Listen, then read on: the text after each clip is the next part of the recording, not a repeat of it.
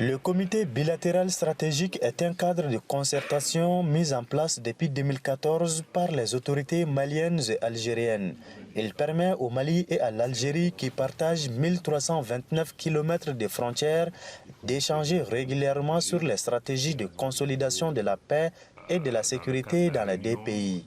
Cette session du comité bilatéral stratégique Mali-Algérie se tient dans un contexte particulièrement difficile pour le Mali, marqué notamment par la recrudescence des attaques terroristes un peu partout sur le territoire national. Les autorités maliennes estiment que l'Algérie pourrait jouer un grand rôle dans la lutte contre les groupes terroristes, non seulement au Mali, mais partout au Sahel. La première réponse d'abord, c'est de pouvoir aider l'État malien à exercer son autorité sur l'ensemble de son territoire national. Je crois que ça, c'est le premier pas, parce que si le terrorisme et l'insécurité ont pris pied, c'est parce qu'il y a des pans importants de notre territoire national qui nous échappent. Donc je crois que ça, c'est vraiment le premier pas, mais ceci n'est pas suffisant.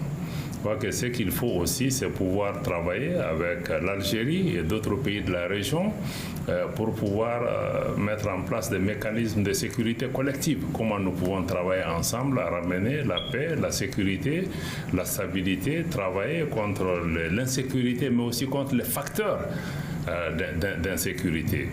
Considérée comme une puissance militaire en Afrique, l'Algérie ne garantit pas une intervention contre les groupes terroristes au Mali. Elle estime que l'application de l'accord pour la paix et la réconciliation signé en 2015 entre le Mali et les ex-rebelles contribuerait à lutter efficacement contre le terrorisme au Mali. Le ministre algérien des Affaires étrangères met surtout l'accent sur l'intégration des ex-rebelles dans l'armée nationale. Avec de la bonne volonté, le Mali est en mesure d'en sortir victorieux lorsque l'on parvient à assurer l'unité des forces armées nationales. On parvient à réaliser l'unité nationale parce que les forces armées nationales dans des pays tels que les nôtres constituent véritablement la colonne vertébrale de l'État et de la nation. Et donc ce test-là, c'est ce test-là que le Mali est en train maintenant de gérer, de prendre en charge, et l'Algérie est déterminée à y contribuer par différents moyens, y compris et naturellement la formation des cadres, y compris les interactions multiples que nous avons avec les différents acteurs. L'Algérie est le chef de file de la médiation internationale dans la crise sécuritaire au Mali.